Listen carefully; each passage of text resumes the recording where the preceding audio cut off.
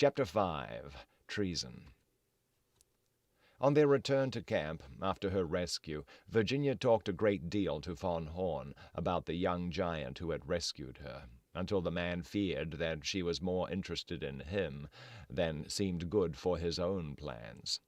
He had now cast from him the last vestige of his loyalty for his employer, and thus freed, had determined to use every means within his power to win Professor Maxon's daughter, and with her the heritage of wealth which he knew would be hers, should her father, through some unforeseen mishap, meet death before he could return to civilization and alter his will, a contingency which Von Horn knew he might have to consider, should he marry the girl against her father's wishes, and thus thwart the crazed man's mad, but no less dear project. BW says, it's there for you right now. That's crazy. Alrighty. Interesting. Very interesting. I'm going to have to do a little more research on that.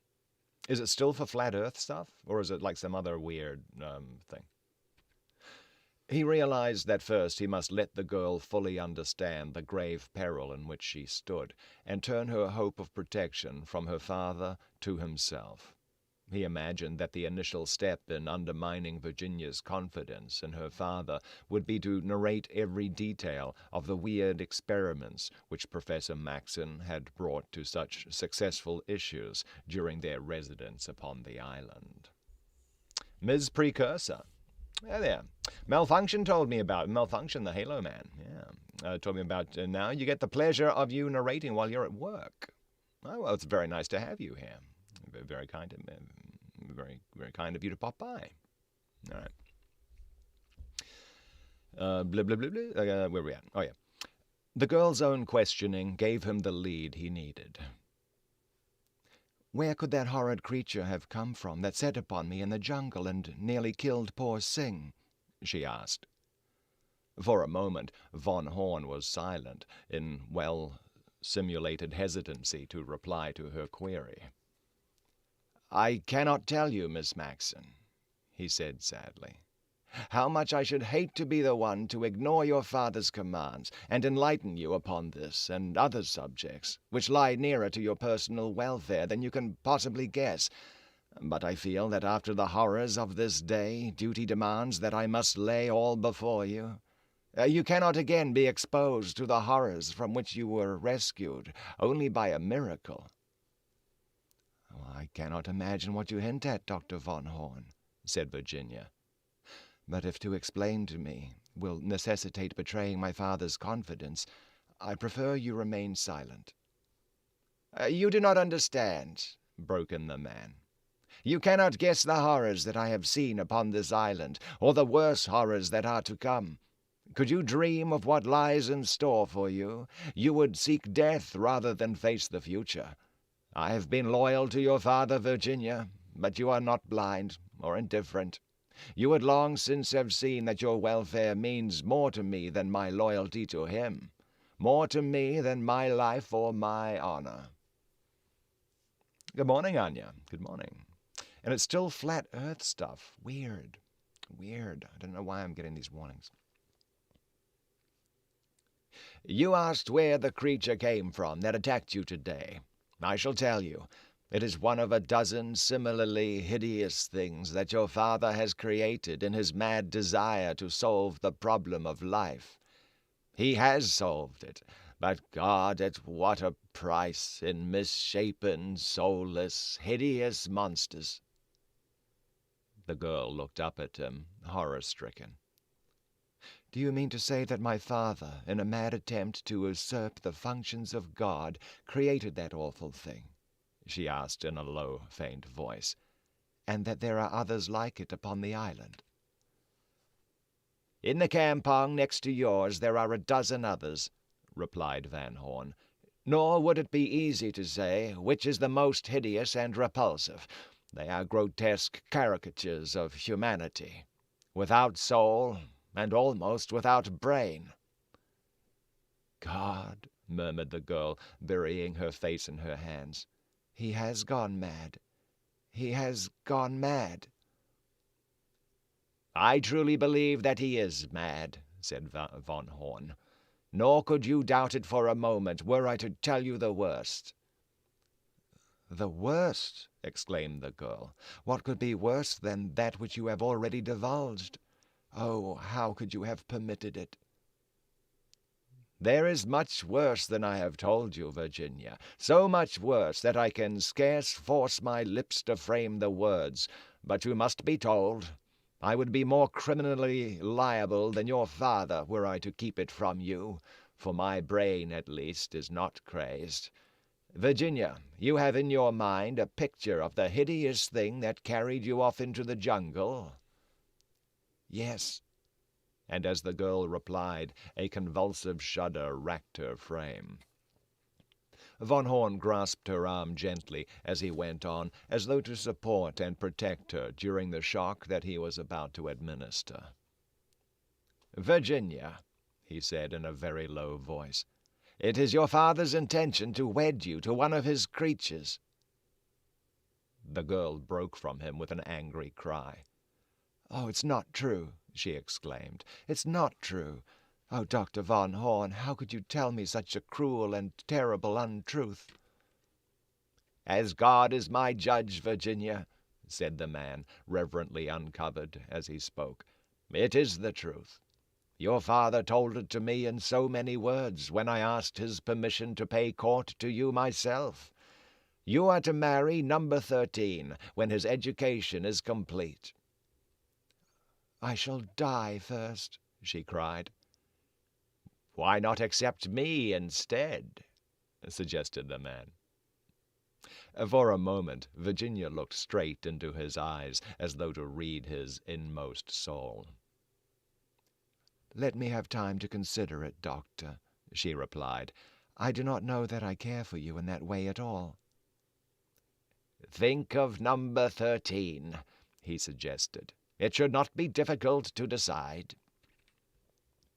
"I could not marry you simply to escape a worse fate," replied the girl. "I am not that cowardly, but let me think it over. There can be no immediate danger, I am sure." "One can never tell," replied von Horn, "what strange new vagaries may enter a crazed mind to dictate this moment's action or the next." "Where could we wed?" asked Virginia. "The Ithaca would bear us to Singapore, and when we returned you would be under my legal protection and safe." "Oh, I shall think about it from every angle," she answered sadly. "And now, good night, my dear friend." And with a wan smile she entered her quarters. For the next month Professor Maxon was busy educating number 13. He found the young man intelligent, far beyond his most sanguine hopes, so that the progress made was little short of uncanny. Von Horn, during this time, continued to urge upon Virginia the necessity for a prompt and favorable decision in the matter of his proposal. But when it came time to face the issue squarely, the girl found it impossible to accede to his request. She thought she loved him, but somehow she dared not say the word that would make her his for life. Bududreen, the Malay mate, Bududreen is the one who's been secretly meeting with that pirate guy. Bududreen, the Malay mate, was equally harassed by conflicting desires, though of a different nature. Or he had his eye upon the main chance that was represented to him by the great chest, and also upon the lesser reward which awaited him upon delivery of the girl to Raja Muda Safia, the pirate. The fact that he could find no safe means for accomplishing both these ends simultaneously was all that had protected either from his machinations.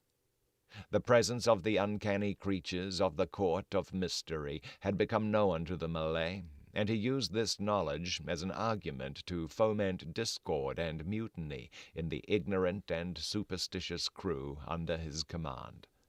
By boring a hole in the partition wall separating their campong from the inner one, he had disclosed to the horrified view of his men the fearsome brutes. It says reconnection successful. Wow, I don't know what that was about. Man. Okay, I hope we're still alive. Hope we're still alive. We'll carry on as we as if we are. Right. It froze for a minute. Okay, yeah. Good morning, William. Good to see you. Yeah, no, I said OBS disconnected and then reconnected. Well, okay. The presence of the uncanny creatures of the Court of Mystery had become known to the Malay, and he used this knowledge as an argument to foment discord and mutiny in the ignorant and superstitious crew under his command. By boring a hole in the partition wall, separating their campong from the inner one, he had disclosed to the horrified view of his men the fearsome brutes harbored so close to them. The mate, of course, had no suspicion of the true origin of these monsters, but his knowledge of the fact that they had not been upon the island when the Ithaca arrived, and that it would have been impossible for them to have landed and reached the camp without having been seen by himself or some member of his company, was sufficient evidence to warrant him in attributing their presence to some supernatural and malignant power. This explanation the crew embraced willingly, and with it Boudourin's suggestion that Professor Maxon had power to transform them all into similar atrocities. The ball, once started, gained size and momentum as it progressed. The professor's oft-times strange expression was attributed to an evil eye, and every ailment suffered by any member of the crew was blamed upon their employer's satanic influence. There was but one escape from the horrors of such a curse, the death of its author. And when Boudourin discovered that they had reached this point and were even discussing the method of procedure, he added all that was needed to the dangerously smoldering embers of bloody mutiny by explaining that, should anything happen to the white men, he would become sole owner of their belongings, including the heavy chest, and that the reward of each member of the crew would be generous. Von Horn was really the only stumbling block in Boudourin's path. With the natural cowardice of the Malay, he feared this masterful American, who never moved without a brace of guns slung about his hips. And it was at just this psychological moment that the doctor played into the hands of his subordinate, much to the latter's inward elation. Von Horn had finally despaired of winning Virginia by peaceful court, and had about decided to resort to force, when he was precipitately confirmed in his decision by a conversation with the girl's father. He and the professor were talking in the workshop of the remarkable progress of Number 13 toward a complete mastery of English and the ways and manners of society, in which Von Horn had been assisting his employer to train the young giant. The breach between the latter and Von Horn had been patched over by Professor Maxon's explanations to Number 13 as soon as the young man was able to comprehend. In the meantime, it had been necessary to keep Von Horn out of the workshop, except when the giant was confined in his own room off the larger one. Von Horn had been particularly anxious for the furtherance of certain plans he had in mind to effect a reconciliation with Number 13, to reach a basis of friendship with the young man, and had left no stone unturned to accomplish this result. To this end, he had spent considerable time with Number 13, coaching him in English and in the ethics of human association. "He is progressing splendidly, Doctor," Professor Maxon had said. "It will be but a matter of a day or so when I can introduce him to Virginia, but we must be careful that she has no inkling of his origin until mutual affection has gained a sure foothold between them." "And if that should not occur," questioned von Horn. "Well, I should prefer that they mated voluntarily," replied the professor, the strange gleam leaping to his eyes at the suggestion of possible antagonism to his cherished plan. "But if not, then they shall be compelled by the force of my authority. They both belong to me, body and soul." "You will wait for the final consummation of your desires until you return with them to civilization, I presume," said von Horn. "And why?" returned the professor. "I can wed them here myself. It would be the surer way. Yes, that is what I shall do." It was this determination on the part of Professor Maxon that decided von Horn to act at once. Further, it lent a reasonable justification for his purposed act. Shortly after their talk, the older man left the workshop, and von Horn took the opportunity to inaugurate the second move of his campaign. Number 13 was sitting near a window which let upon the inner court, busy with the rudiments of written English. Von Horn approached him. "You're getting along nicely, Jack," he said kindly, looking over the other's shoulder, and using the name which had been adopted, at his suggestion, to lend a more human tone to their relations with the nameless man. "Yes," replied the other, looking up with a smile. "Professor Maxon says that in another day or two I may come and live in his own house, and again meet his beautiful daughter. It seems almost too good to be true that I shall actually live under the same roof with her, and see her every day, sit at the same table with her, and walk with her among the beautiful trees and flowers that witnessed our first meeting. I wonder if she will remember me. I wonder if she will be as glad to see me again as I shall be to see her." This clone is learning English at a pretty good clip. It's got one and it's not bad for a couple of months of education. "Jack," said von Horn sadly, "I'm afraid there's a terrible and disappointing awakening for you. It grieves me that it should be so, but it seems only fair to tell you what Professor Maxon either does not know or has forgotten, that his daughter will not look with pleasure upon you when she learns your origin. You are not as other men. You are but the accident of a laboratory experiment. You have no soul, and the soul is all that raises man above the beasts. Jack, poor boy, you are not a human being. You are not even a beast. The world, and Mr. Maxon is of the world, will look upon you as a terrible creature to be shunned, a horrible monstrosity far lower in the scale of creation than the lowest order of brutes. Look!" And the man pointed through the window toward the group of hideous things that wandered aimlessly about the court of mystery. "You are of the same breed as those. You differ from them only in the symmetry of your face and features, and the superior development of your brain. There is no place in the world for them, nor for you. I'm sorry that it is so. I'm sorry that I should have to be the one to tell you, but it's better that you know it now from a friend than that you meet the bitter truth when you least expect it, and possibly from the lips of one like Miss Maxon, for whom you might have formed a hopeless affection."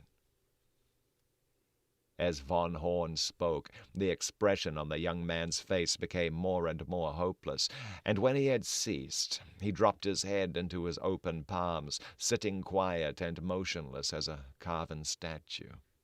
No sob shook his great frame. There was no outward indication of the terrible grief that racked him inwardly. Only in the pose was utter dejection and hopelessness. The older man could not repress a cold smile. It had had more effect than he had hoped. "Don't take it too hard, my boy," he continued. "The world is wide. It would be easy to find 1,000 places where your antecedents would be neither known nor questioned. You might be very happy elsewhere, and there are 100,000 girls as beautiful and sweet as Virginia Maxon. Remember that you have never seen another, so you can scarcely judge." "Why did he ever bring me into the world?" exclaimed the young man suddenly. "It was wicked, wicked, terribly cruel and wicked." "I agree with you," said von Horn quickly, seeing another possibility that would make his future plans immeasurably easier. "It was wicked, and it is still more wicked to continue the work and bring still other unfortunate creatures into the world to be the butt and plaything of cruel fate." "He intends to do that?" asked the youth. "Unless he is stopped," replied von Horn. "He must be stopped," cried the other, "even if it were necessary to kill him." Von Horn was quite satisfied with the turn events had taken. He shrugged his shoulders and turned on his heel toward the outer campong.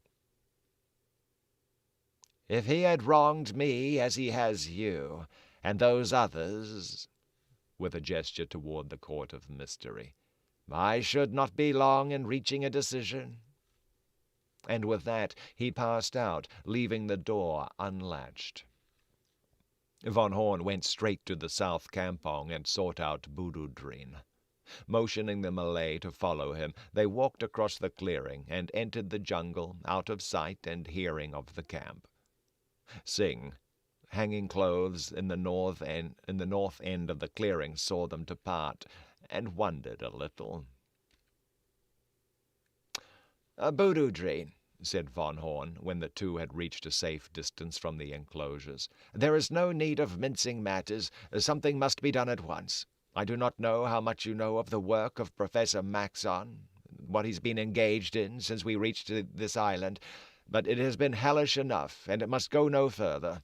You have seen the creatures in the campong next to ours, or yours."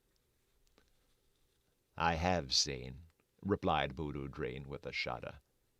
"Professor Maxon intends to wed one of these to his daughter," von Horn continued. "She loves me, and we wish to escape. Can I rely on you and your men to aid us? There is a chest in the workshop which we must take along too, and I can assure you that all will be well rewarded for your work. We intend merely to leave Professor Maxon here with the creatures he has created." Boodoo-Dreen could scarce repress a smile. It was indeed too splendid to be true. "It will be perilous work, Captain," he answered. "We should all be hanged were we caught." "There will be no danger of that, Boodoo-Dreen, for there will be no one to divulge our secret." "There will be the Professor Maxon," urged the Malay. "Some day he will escape from the island, and then we shall all hang." "He will never escape," replied von Horn. "His own creatures will see to that. They are already commencing to realize the horrible crime he has committed against them, and when once they are fully aroused, there will be no safety for any of us. If you wish to leave the island at all, it will be best for you to accept my proposal, and leave while your head yet remains upon your shoulders. Were we to suggest to the professor that he leave now, he would not only refuse, but take steps to make it impossible for any of us to leave, even to sinking the Ithaca. The man is mad, quite mad, Boodoo-Dreen, and we cannot longer jeopardize our own throats merely to humor his crazy and criminal whims." The Malay was thinking fast, and could von Horn have guessed what thoughts raced through the tortuous channels of that semi-barbarous brain, he would have wished himself safely housed in the American prison where he belonged. "When do you wish to sail?" asked the Malay. "Tonight," replied von Horn, and together they matured their plans. An hour later, the second mate, with 6 men, disappeared into the jungle toward the harbor. They, with the 3 on watch, were to get the vessel in readiness for immediate departure. After the evening meal, Von Horn sat on the veranda with Virginia Maxon until the professor came from the workshop to retire for the night. As he passed them, he stopped for a word with Von Horn, taking him aside out of the girl's hearing. I'm just backing up, just making sure I'm not getting muddled up here. Okay, after the evening meal, Von Horn sat on the until the professor came. Okay, as Professor Maxon passed them, he stopped for a word with Von Horn, taking him aside out of the girl's hearing. No, the older man, okay. "Have you noticed anything peculiar in the actions of 13? Asked the older man. He was sullen and morose this evening, and at times there was a strange wild light in his eyes as he looked at me. Can it be possible that, after all, his brain is defective? It would be terrible. My work would have gone for naught, for I can see no way in which I can improve upon him." "I will go and have a talk with him later," said Von Horn. "So if you hear us moving about in the workshop, or even out here in the campong, think nothing of it. I may take him for a long walk. It is possible that the hard study and close confinement to that little building have been too severe upon his brain and nerves. A long walk each evening may bring him round all right." "Oh, splendid, splendid," replied the professor. "You may be quite right. Do it by all means, my dear doctor." And there was a touch of the old, friendly, sane tone which had been so long missing, that almost caused Von Horn to feel a trace of compunction for the hideous act of disloyalty that he was on the verge of perpetrating. As Professor Maxon entered the house, Von Horn returned to Virginia and suggested that they take a short walk outside the campong before retiring. The girl readily acquiesced to the plan, and a moment later found them strolling through the clearing toward the southern end of the camp. In the dark shadows of the gateway leading to the men's enclosure, a figure crouched. The girl did not see it, but as they came opposite it, Von Horn coughed twice, and then the two passed on toward the edge of the jungle. Okay, boy, everyone's plotting. Everyone is plotting like crazy. All right. Very good. Let me just copy this link here. Just in case anyone needs more information about this book. Here it is. It's the wiki page for it. Okay, we'll pop back into the next chapter in just 1 second. Gonna have a little sip of the old water. So far, so good. Everyone's on board with the plot, I hope. I hope everyone here is a little more trustworthy and reliable than pretty much any of the characters that we've met so far.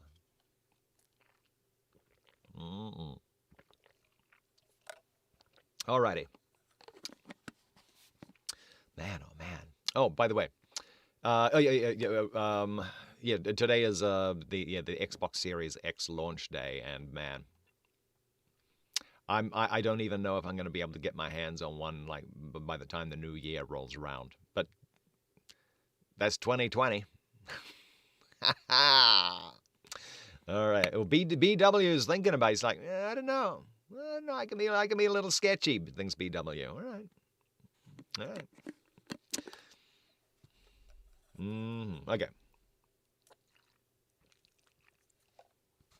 There we go. By the way, if you are enjoying the stream and have not hit the share stream button, by all means, please go ahead. Melissa's all about the clapping. All right, okay. Chapter 6. To kill. The Raja Muda Safia, tiring of the excuses and delays which Bududreen interposed to postpone. What? Let's try that again. The Raja Muda Safia, tiring of the excuses and delays which Bududreen interposed to postpone the fulfillment of his agreement with the former, whereby he was to deliver into the hands of the Raja a certain beautiful maiden, decided at last to act upon his own initiative.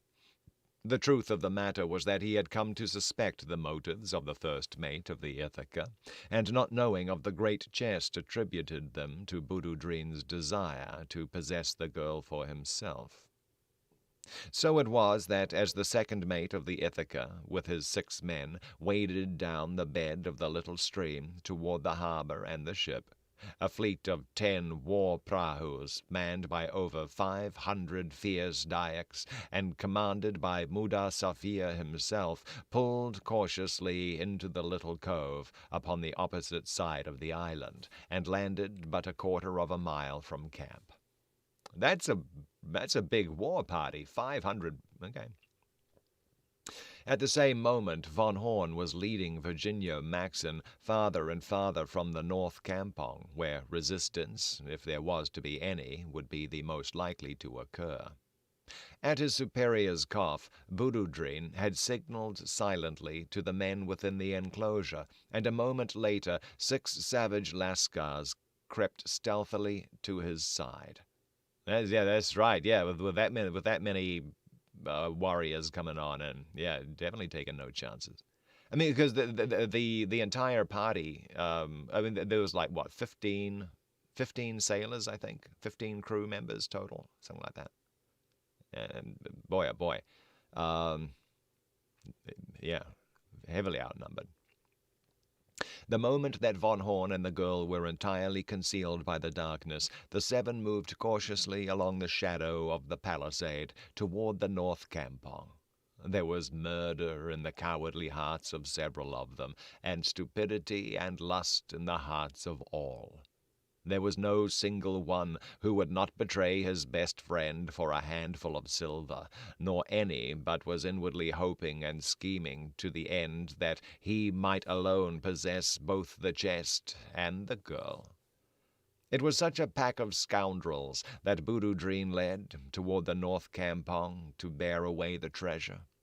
In the breast of the leader was the hope that he had planted enough of superstitious terror in their hearts to make the sight of the supposed author of their imagined wrongs sufficient provocation for his murder, for Bududrin was too sly to give the order for the killing of a white man. The arm of the white man's law was too long, but he felt that he would rest easier were he to leave the island with the knowledge that only a dead man remained behind, with the secret of his perfidy. While these events were transpiring, number 13 was pacing restlessly back and forth the length of the workshop. But a short time before he had had his author, the author of his misery, within the walls of his prison, and yet he had not wreaked the vengeance that was in his heart.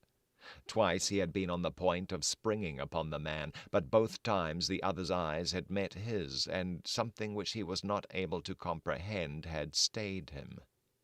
Now that the other had gone, and he was alone, contemplation of the hideous wrong that had been done loosed again the floodgates of his pent rage. The thought that he had been made by this man, made in the semblance of a human being, yet denied by the manner of his creation a place among the lowest of nature's creatures, filled him with fury, and it was not but it was not this thought that drove him to the verge of madness. It was the knowledge, suggested by von Horn, that Virginia Maxon would look upon him in horror, as a grotesque and loathsome monstrosity. Good Lord. This Virginia is quite in demand.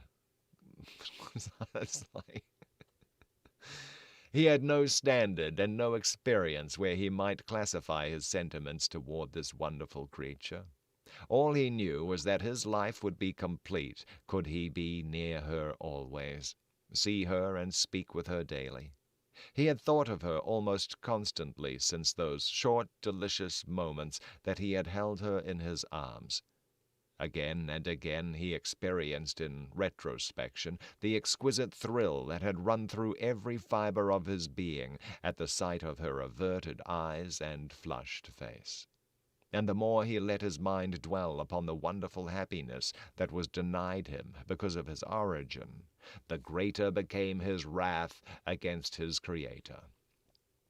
It was now quite dark without. The door leading to Professor Maxon's campong, left unlatched earlier in the evening by Von Horn for sinister motives of his own, was still unbarred through a fatal coincidence of forgetfulness on the part of the professor. Number 13 approached this door. He laid his hand upon the knob. A moment later he was moving noiselessly across the campong toward the house in which Professor Maxon lay peacefully sleeping, while at the south gate Boudouin and his 6 cutthroats crept cautiously within and slunk in the dense shadows of the palisade toward the workshop where lay the heavy chest of their desire. At the same instant, Muda Safir, with 50 of his head-hunting Dayaks now, emerged from the jungle east of the camp, bent on discovering the whereabouts of the girl the Malay sought, and bearing her away to his savage court far within the jungle fastness of his Bornean principality. Number 13 reached the veranda of the house and peered through the window into the living room, where an oil lamp, turned low, dimly lighted the interior, which he saw was unoccupied. Going to the door, he pushed it open and entered the apartment. All was still within. He listened intently for some slight sound which might lead him to the victim he sought, or warn him from the apartment of the girl or that of Von Horn. His business was with Professor Maxon. He did not wish to disturb the others, whom he believed to be sleeping somewhere within the structure, a low, rambling bungalow of 8 rooms. Cautiously he approached one of the 4 doors which opened from the living room. Gently he turned the knob and pushed the door ajar. The interior of the apartment beyond was an inky darkness, but Number 13's greatest fear was that he might have stumbled upon the sleeping room of Virginia Maxon, and that if she were to discover him there, not only would she be frightened, but her cries would alarm the other inmates of the dwelling. The thought of the horror that his presence would arouse within her, the knowledge that she would look upon him as a terrifying monstrosity, added new fuel to the fires of hate that raged in his bosom against the man who had created him. With clenched fists and tight-set jaws, the great, soulless giant moved across the dark chamber with the stealthy noiselessness of a tiger. Feeling before him with hands and feet, he made the circuit of the room before he reached the bed. Scarce breathing, he leaned over and groped across the covers with his fingers in search of his prey. The bed was empty. With the discovery came a sudden nervous reaction that sent him into a cold sweat. Weakly, he seated himself upon the edge of the bed. Had his fingers found the throat of Professor Maxon beneath the coverlet, they would never have released their hold until life had forever left the body of the scientist. But now that the highest tide of the young man's hatred had come and gone, he found himself, for the first time, assailed by doubts. Suddenly he recalled the fact that the man whose life he sought was the father of the beautiful creature he adored. Perhaps she loved him, and would be unhappy were he taken away from her.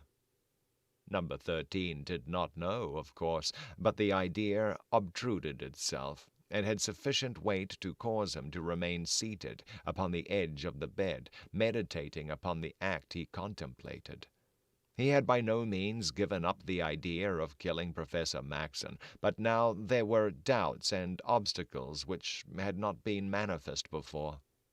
His standards of right and wrong were but half formed, from the brief attempts of Professor Maxon and Von Horn to inculcate proper moral perceptions in a mind entirely devoid of hereditary inclinations toward either good or bad. But he realized one thing most perfectly, that to be a soulless thing was to be damned in the estimation of Virginia Maxon, and it now occurred to him that to kill her father would be the act of a soulless being. It was this thought, more than another, that caused him to pause in the pursuit of his revenge, since he knew that the act he contemplated would brand him the very thing he was, yet wished not to be. At length, however, he slowly comprehended that no act of his would change the hideous fact of his origin, that nothing would make him acceptable in her eyes, and with a shake of his head he arose and stepped toward the living room to continue his search for the professor. In the workshop, Boudouin and his men had easily located the chest. Dragging it into the north campong, the Malay was about to congratulate himself upon the ease with which the theft had been accomplished, when one of his fellows declared his intention of going to the house for the purpose of dispatching Professor Maxon, lest the influence of his evil eye should overtake them with some terrible curse when the loss of the chest should be discovered. While this met fully with Boudouin's plans, he urged the man against any such act that he might have witnesses to prove that he had not only no hand in the crime, but had exerted his authority to prevent it. Oh, that's a weird sentence. We'll try that again.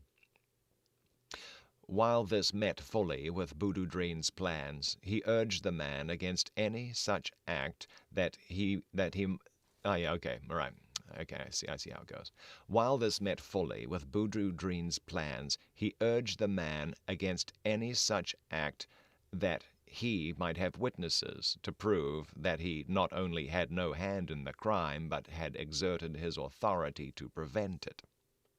But when two of the men separated themselves from the party and crept toward the bungalow, no force was interposed to stop them.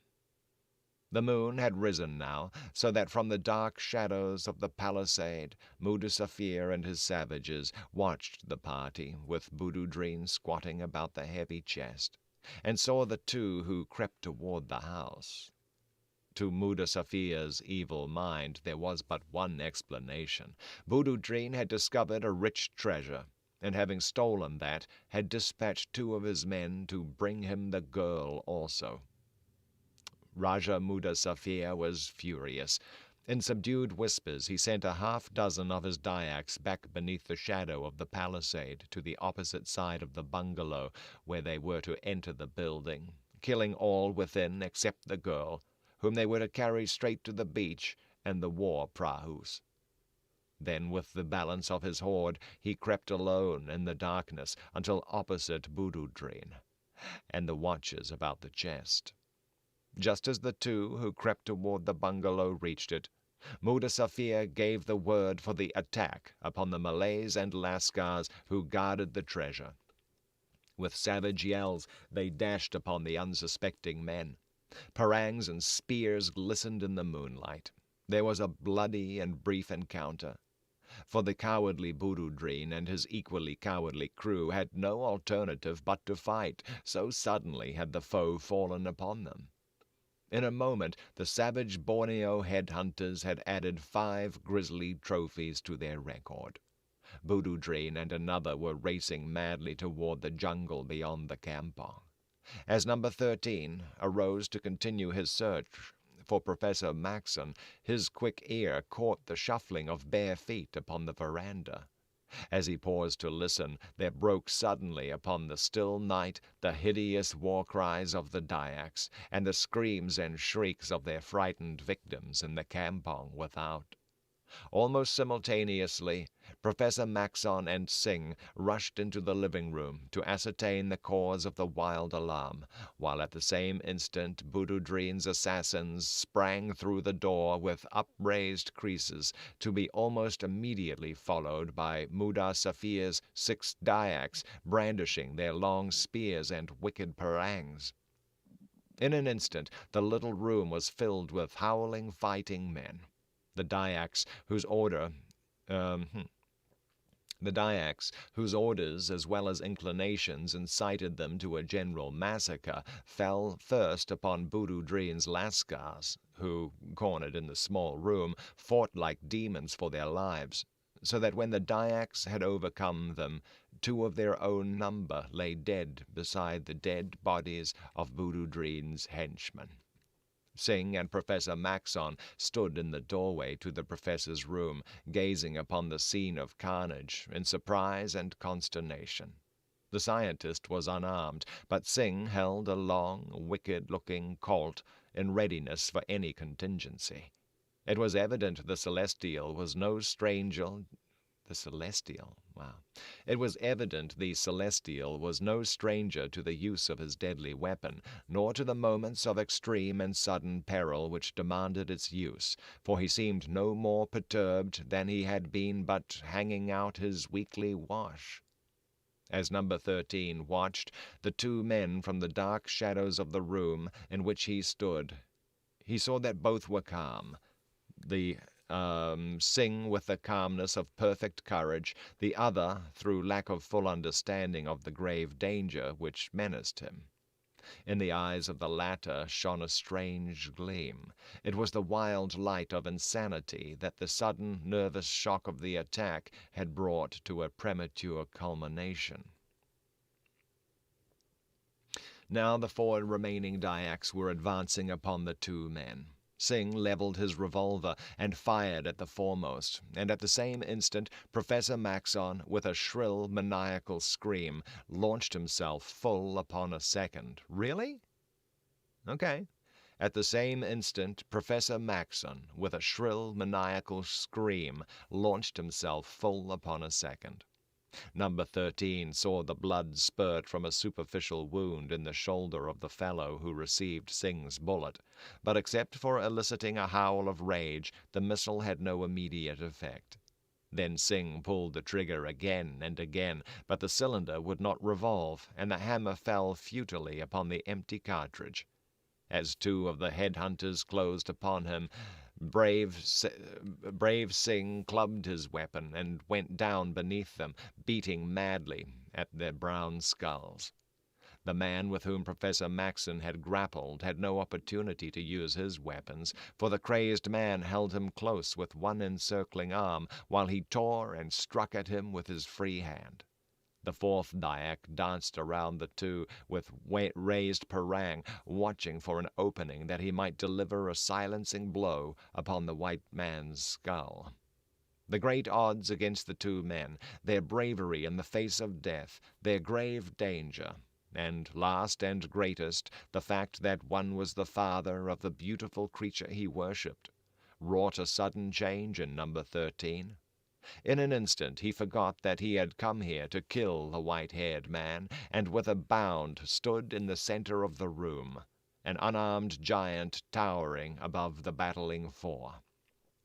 The parang of the Dyak who sought... Actually, let's just quickly look up what a parang is. It's a little definition. One second. What have we got? Parang. It's a Malayan machete. Okay, that's what it is. Okay. The parang of the Dyak who sought Professor Maxon's life was already falling as a mighty hand grasped the wrist of the headhunter.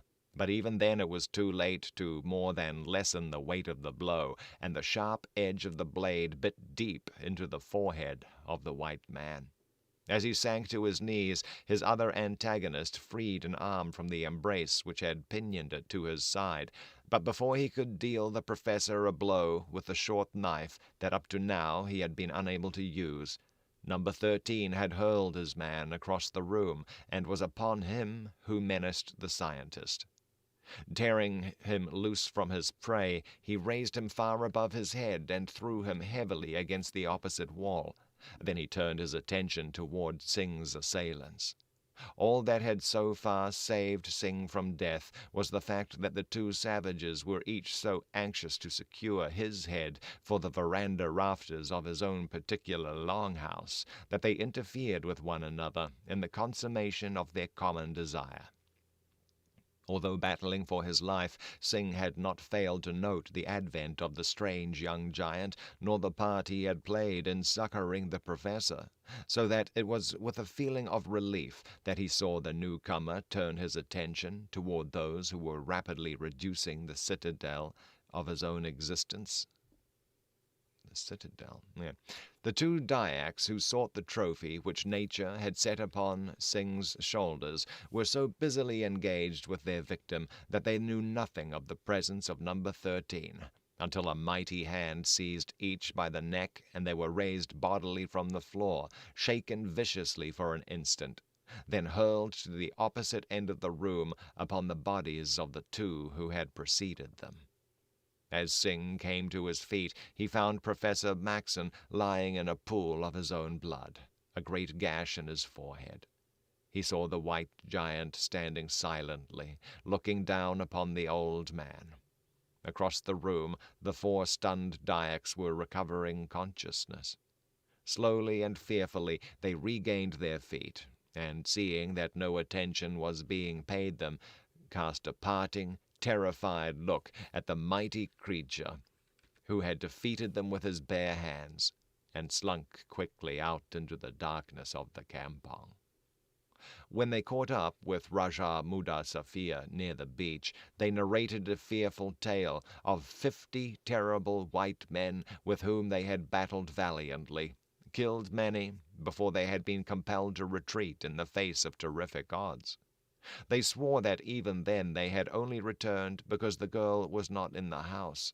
Otherwise they should have brought her to their beloved master as he had directed.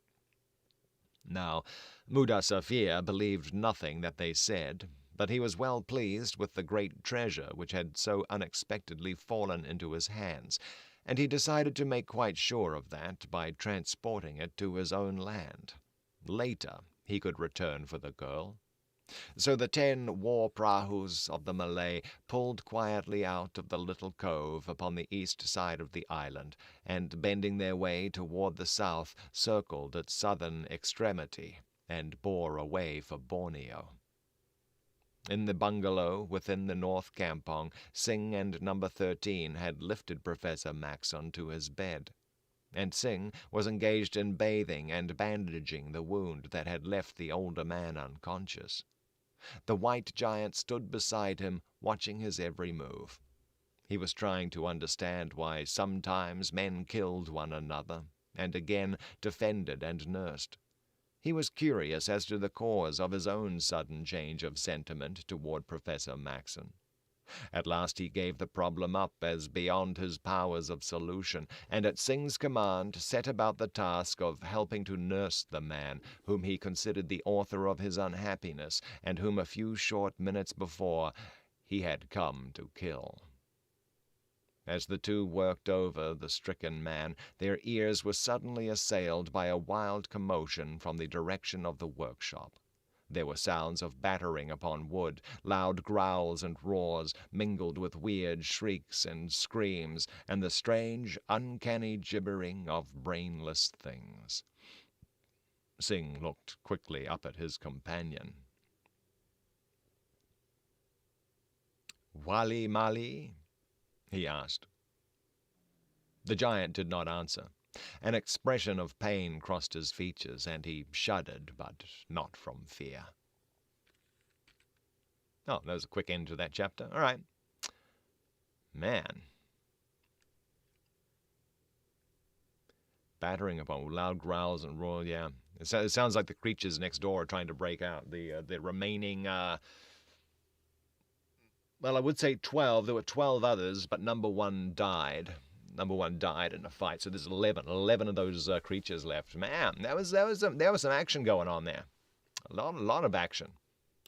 Edgar Rice Burroughs, yeah, he's not shy about just ramping up the action. Sometimes as silly and over the top as can be. I don't think he made a series out of this. I think this is a standalone book. But I don't know. I think I like it more than like the John Carter of Mars stuff. I mean, it's been fairly. It's not exactly original. I'd say, like, even back in its day, I think like this kind of story had been done. Actually, when was the Island of Dr. Moreau? That was like 1890 something, right? Island Dr. Moreau book. Oop, too many hours. Look that up real fast. 1896. That was okay. So the Island of Dr. Moreau, which we read that earlier this year. Back in 1896, about a mad scientist. It wasn't exactly cloning, but he was doing all that. Oh boy, just all that nasty stuff to the animals to kind of like turn them into people, kind of thing. So it's kind of like that. But yeah, a mad scientist on an island, very remote. Things go bad. Yeah. Interesting. All right. I'll get back to it in just a second. What percentage of the book are we into? We're going to be going. We're making. It looks like 40%. I've got to wait till the number pops up. It's just being a little slow right now. Huh.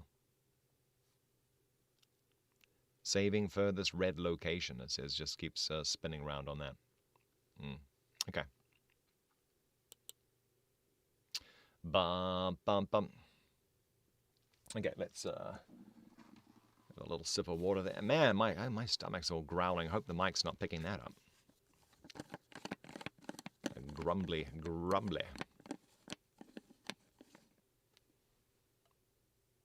Bum, bum, bum. All right.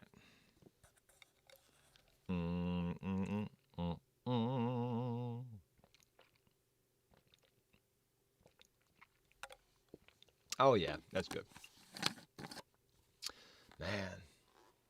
Oh, by the way, yeah, I don't know how many gamers there are out there, but yeah, I just want to mention, yeah, last night, EA Access, which is kind of like Electronic Arts' own version of Game Pass, it got added to Game Pass.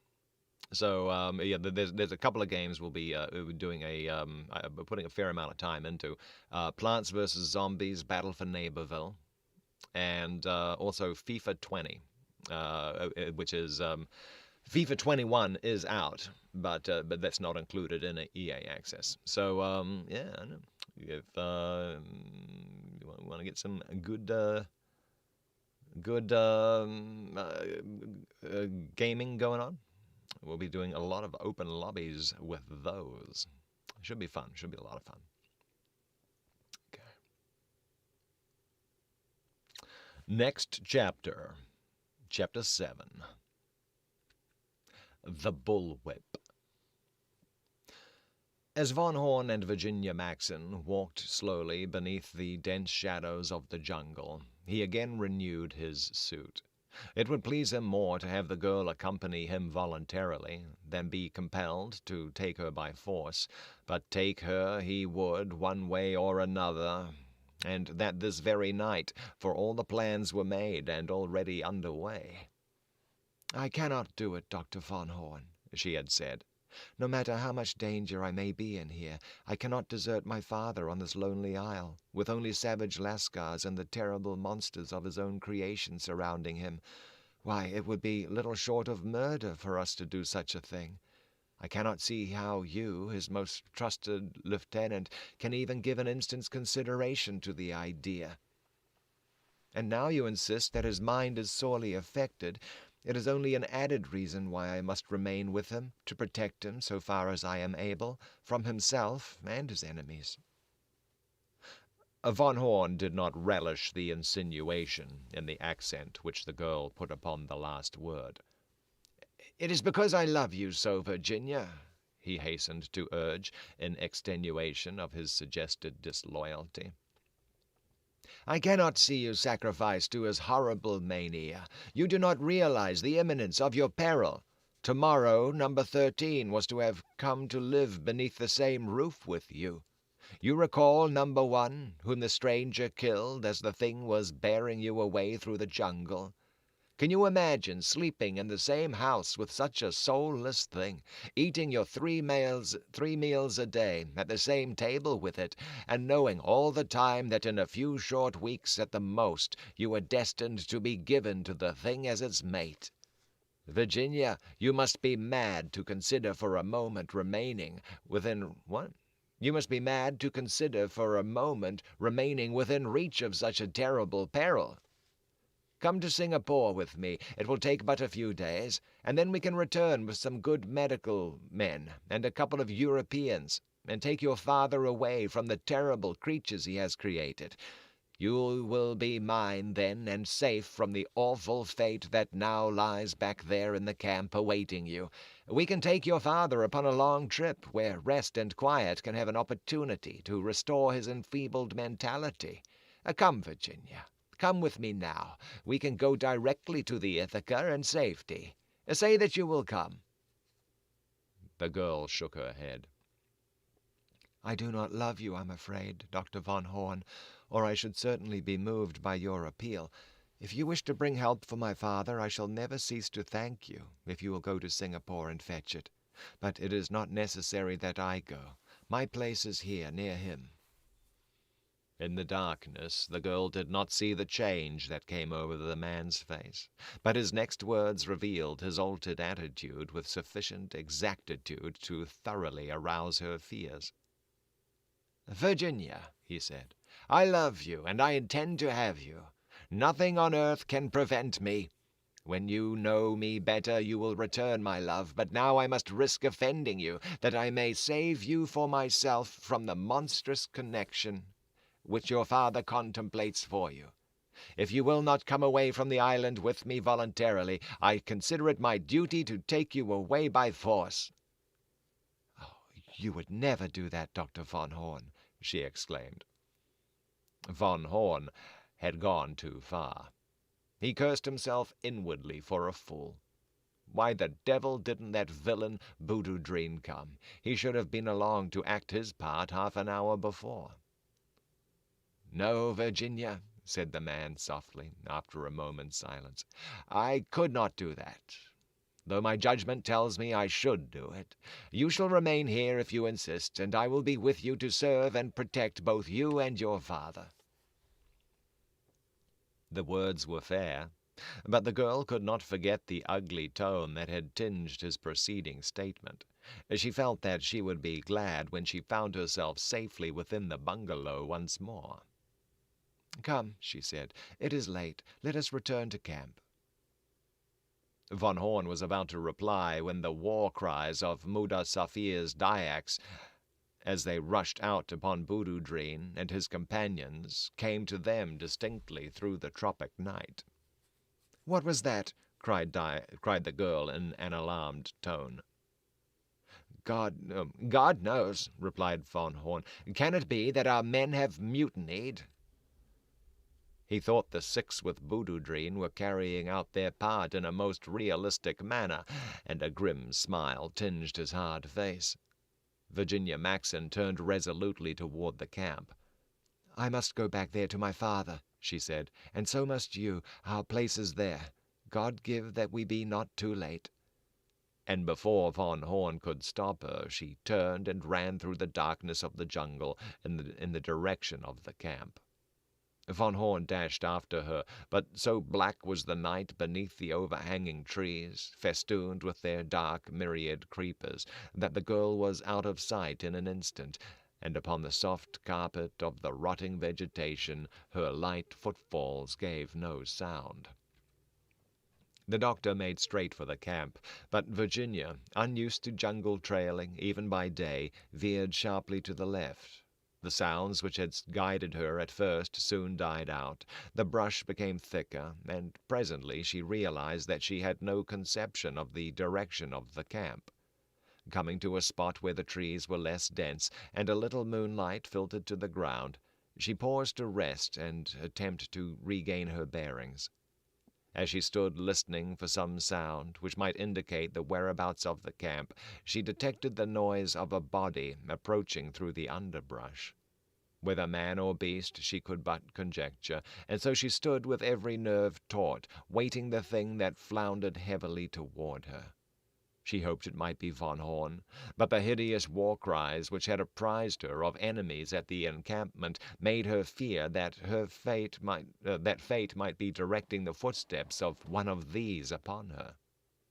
Nearer and nearer came the sound, and the girl stood poised ready to fly, when the dark face of Boudouin suddenly emerged into the moonlight beside her. With an hysterical cry of relief, the girl greeted him. "Oh, Boudouin," she exclaimed, "what has happened at camp? Where is my father? Is he safe? Tell me." The Malay could scarce believe the good fortune which had befallen him so quickly following the sore affliction of losing the treasure. His evil mind worked quickly, so that he grasped the full possibilities that were his before the girl had finished her questioning. "The camp was attacked by Dyaks, Miss Maxon," he replied. "Many of our men were killed, but your father escaped and has gone to the ship. I have been searching for you and Dr. Von Horn. Where is he?" "Oh, he was with me but a moment ago. When we heard the cries at camp, I hastened on to discover what calamity had befallen us. We became separated." "He will be safe," said Boudouin, "for 2 of my men are waiting to guide you and the doctor to the ship, in case you returned to camp before I found you. Come, we will hasten on to the harbor. Your father will be worried if we are long delayed, and he is anxious to make sail and escape before the Dyaks discover the location of the Ithaca." The man's story seemed plausible enough to Virginia, although she could not repress a little pang of regret that her father had been willing to go on to the harbor before he knew her fate. However, she explained that by her belief that his mind was unbalanced through constant application to his weird obsession. Without demur, then, she turned and accompanied the rascally Malay. Rascally. It's moving to the window. Without demur, then, she turned and accompanied the rascally Malay toward the harbor. At the bank of the little stream which led down to the Ithaca's berth, the man lifted her to his shoulder, and thus bore her the balance of the way to the beach. Here 2 of his men were awaiting him in one of the ship's boats, and without words they embarked and pulled for the vessel. Once on board, Virginia started immediately for her father's cabin. As she crossed the deck, she noticed that the ship was ready to sail. And even as she descended the companionway, she heard the rattle of the anchor chain about the capstan. She wondered if Von Horn could be on board too.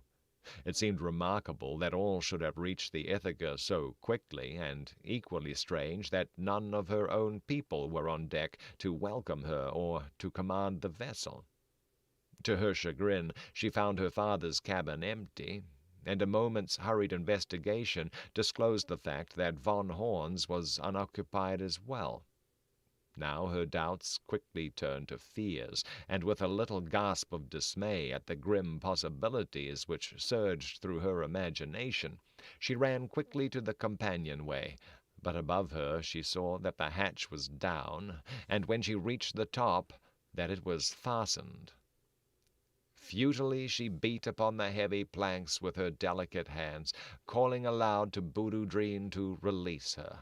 But there was no reply, and with the realization of the hopelessness of her position, she dropped back to the deck and returned to her stateroom. Here she locked and barricaded the door as best she could, and throwing herself upon the berth, awaited in dry-eyed terror the next blow that fate held in store for her. Shortly after Von Horn became separated from Virginia, he collided with the fleeing Lascar, who had escaped the harangues of Muda Safir's head-hunters at the same time as had Boudouin. So terror-stricken was the fellow that he had thrown away his weapons in the panic of flight, which was all that saved Von Horn from death at the hands of the fear-crazed man. To him, in the extremity of his fright, every man was an enemy, and the doctor had a tough scuffle with him before he could impress upon the fellow that he was a friend. From him, von Horn obtained an incoherent account of the attack, together with the statement that he was the only person in camp that had escaped, all the others having been cut down by the savage horde that overwhelmed them.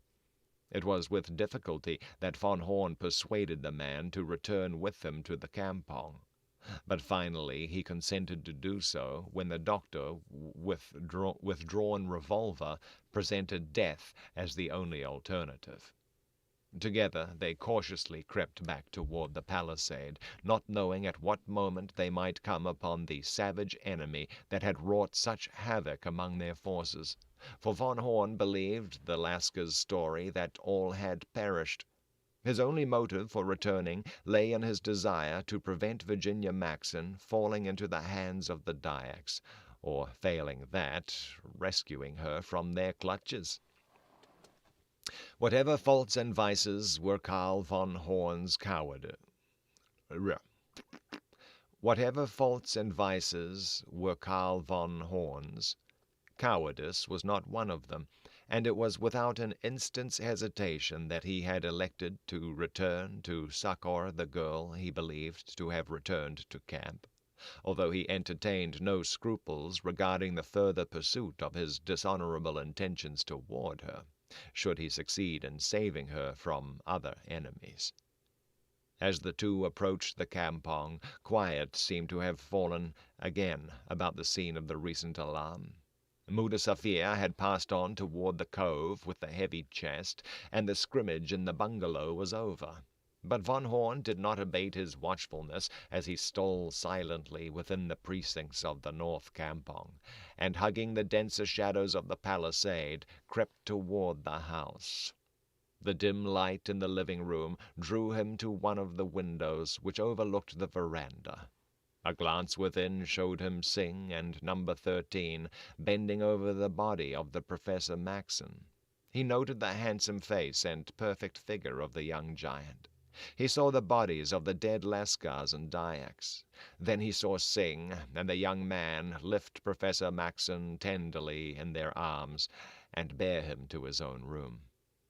A sudden wave of jealous rage swept through the man's vicious brain. He saw that the soulless thing within was endowed with a kindlier and more noble nature than he himself possessed. He had planted the seed of hatred and revenge within his untutored heart without avail, for he read in the dead bodies of Bududin's men and the 2 Dyaks the story of number 13's defense of the man von Horn had hoped he would kill.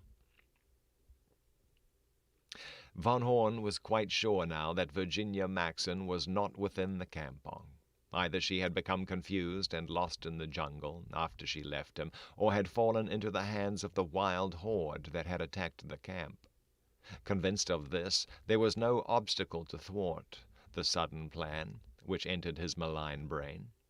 With a single act he could rid himself of the man whom he had come to look upon as a rival, whose physical beauty aroused his envy and jealousy. He could remove, in the person of Professor Maxon, the parental obstacle which might either prevent his obtaining the girl, or make serious trouble for him in case he took her by force. And at the same time he could transfer to the girl's possession the fortune which was now her father's, and he could accomplish it all without tainting his own hands with the blood of his victims. As the full possibilities of his devilish scheme unfolded before his mind's eye, a grim smile curled his straight, thin lips at the thought of the fate which it entailed for the creator of the hideous monsters of the Court of Mystery. As he turned away from the bungalow, his eye fell upon the trembling Lascar, who had accompanied him to the edge of the veranda. He must be rid of the fellow in some way. No eye must see him perpetrate the deed he had in mind. A solution quickly occurred to him. "Hasten to the harbor," he said to the man in a low voice, "and tell those on board the ship that I shall join them presently. Have all in readiness to sail. I wish to fetch some of my belongings. All within the bungalow are dead." No command could have better suited the sailor. Without a word he turned and fled toward the jungle. Von Horn walked quickly to the workshop. The door hung open. Through the dark interior he strode straight to the opposite door, which let upon the court of mystery. On a nail driven into the door frame hung a heavy bullwhip. The doctor took it down as he raised the strong bar which held the door. And then he stepped through into the moonlit inner campong, the bullwhip in his right hand, a revolver in his left. That's straight out of Dr. Moreau. It really is. Good morning, Rose. Rose all smiley, upside down smiley. Melissa's still with us, too. Yeah, all right. A half-dozen misshapen monsters roved relentlessly about the hard-packed earth of the pen. The noise of the battle in the adjoining enclosure had aroused them from slumber and awakened in their half-formed brains vague questionings and fears. At sight of Von Horn, several of them rushed for him with menacing growls, but a swift crack of the bullwhip brought them to a sudden realization of the identity of the intruder, so that they slunk away, muttering and whining in rage. Von Horn passed quickly to the low shed in which the remainder of the 11 was sleeping.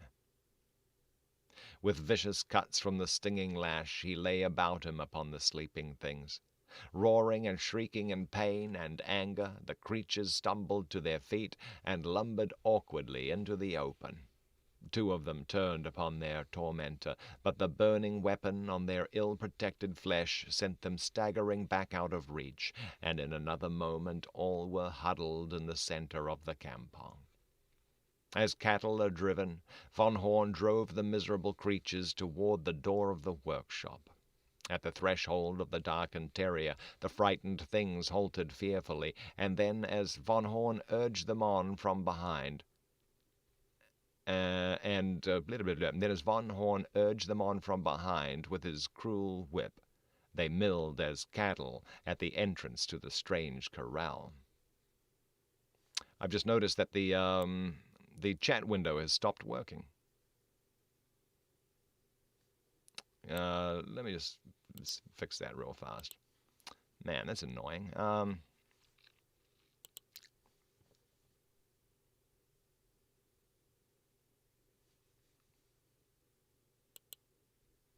Yeah, man, yeah. This is very unreliable chatbot from Streamlabs.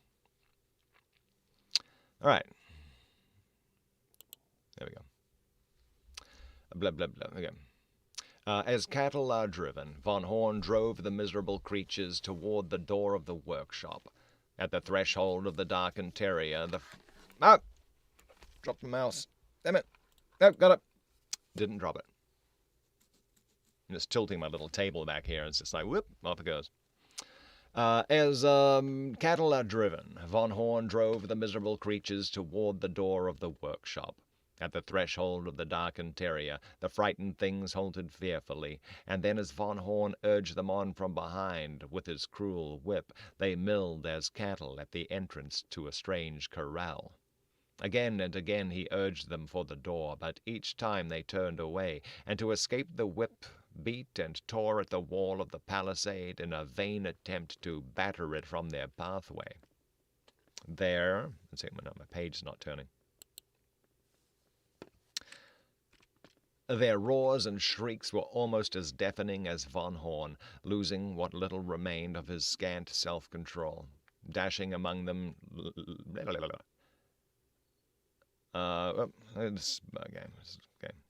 Okay, their roars and shrieks were almost deafening, as Von Horn, losing what little remained of his scant self-control, dashed among them, laying to right and left with the stern whip and the butt of his heavy revolver. Most of the monsters scattered and turned back into the center of the enclosure, but 3 of them were forced through the doorway into the workshop, from the darkness of which they saw the patch of moonlight through the open door upon the opposite side. Toward this they scurried, as Von Horn turned back into the court of mystery for the others. 3 more Herculean efforts he made before he beat the last of the creatures through the outer door of the workshop into the north campong. Among the age-old arts of the Celestials, none is more strangely inspiring than that of medicine. Odd herbs and unspeakable things, when properly compounded under a favorable aspect of the heavenly bodies, are potent to achieve miraculous cures, and few are the Chinese who do not brew some special concoction of their own devising for the lesser ills which beset mankind. Tsing was no exception in this respect. In various queerly shaped, bamboo-covered jars he maintained a supply of tonics, balms, and lotions. His first thought, when he had made Professor Maxon comfortable upon the couch, was to fetch his pet nostrum, for there burned strong within his yellow breast the same powerful yearning to experiment that marks the greatest of the profession to whose mysteries he aspired. Good Lord!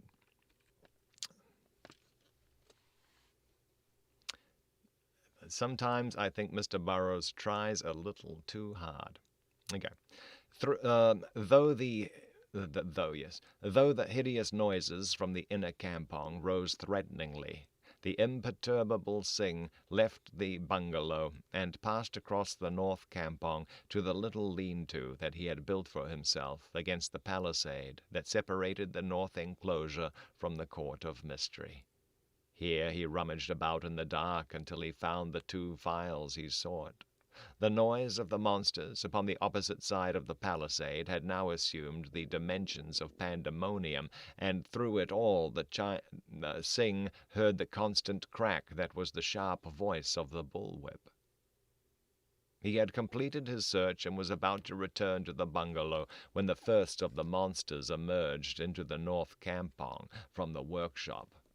At the door of his shack, Tsing Lee drew back to watch, for he knew that behind them someone was driving these horribly grotesque creatures from their prison. One by one they came lumbering into the moonlight until Tsing had counted 11, and then after them came a white man, bullwhip and revolver in hand. It was Von Horn. The equatorial moon shone full upon him. There could be no mistake. Tsing saw him turn and lock the workshop door, saw him cross the campong to the outer gate, saw him pass through toward the jungle, closing the gate. Of a sudden there was a sad, low moaning through the surrounding trees. Dense black clouds obscured the radiant moon, and then with hideous thunder and vivid flashes of lightning the tempest broke in all its fury of lashing wind and hurtling deluge. It was the first great storm of the breaking up of the monsoon, and under the cover of its darkness Tsing Lee scurried through the monster-filled campong to the bungalow. Within he found the young man bathing Professor Maxon's head as he had instructed him to do. "All got out," he said, jerking his thumb in the direction of the court of mystery. 11 devils. Plenty soon come to the bungalow. What do we do?" Number 13 had seen Von Horn's extra bullwhip hanging upon a peg in the living room. For answer, he stepped into that room and took the weapon down. Then he returned to the professor's side. Outside, the frightened monsters groped through the blinding rain and darkness in search of shelter. Each vivid lightning flash and bellowing of booming thunder brought responsive cries of rage and terror from their hideous lips. It was number 12 who first spied the dim light showing through the bungalow's living-room window. With a low guttural to his companions, he started toward the building. Up the low steps to the veranda they crept. Number 12 peered through the window. He saw no one within, but there was warmth and dryness. His little knowledge and lesser reasoning faculties suggested no thought of a doorway. With a blow he shattered the glass of the window. Then he forced his body through the narrow aperture. At the same moment a gust of wind, sucking through the broken panes, drew open the door, and as number 13, warned by the sound of breaking glass, sprang into the living room, he was confronted by the entire horde of misshapen beings. His heart went out in pity toward the miserable crew, but he knew that his life, as well as those of the two men in the adjoining room, depended upon the force and skill with which he might handle the grave crisis which confronted them. He had seen and talked with most of the creatures when from time to time they had been brought singly into the workshop, that their creator might mitigate the wrong he had done by training the poor minds with which he had endowed them to reason intelligently. A few were hopeless imbeciles, unable to comprehend more than rudimentary requirements of filling their bellies with food when it was placed before them. Yet even these were endowed with superhuman strength, and when aroused battled the more fiercely for the very reason of their brainlessness. Others, like number 12, were of a higher order of intelligence. They spoke English, and, after a fashion, reasoned in a crude sort of way. These were by far the most dangerous, for as the power of comparison is the fundamental principle of reasoning, so they were able to compare their lot with that of the few other men they had seen, and with the help of von Horn to partially appreciate the horrible wrong that had been done them. Von Horn, too, had let them know the identity of their creator, and thus implanted in their malformed brains the insidious poison of revenge. Envy and jealousy were there as well, and hatred of all beings other than themselves. They envied the ease and comparative beauty of the old professor and his assistant, and hated the latter for the cruelty of the bullwhip and the constant menace of the ever-ready revolver. And so, as they were to them the representatives of the great human world of which they could never be a part, their envy and jealousy and hatred of these men embraced the entire race which they represented. It was such that number 13 faced as he emerged from the professor's apartment. "What do you want here?" he said, addressing number 12, who stood a little in advance of the other. "We have come for Maxon," growled the creature. "We have been penned up long enough. We want to be out here. We have come to kill Maxon, and you, and all who have made us what we are." "Why do you wish to kill me?" asked the young man. "I am one of you. I was made in the same way that you were made." Number 12 opened his mismated eyes in astonishment. "Then you have already killed Maxon?" he asked. "No. He was wounded by a savage enemy. I have been helping to make him well again. He has wronged me, as he has you. If I do not wish to kill him, why should you? He did not mean to wrong us. He thought he was doing right.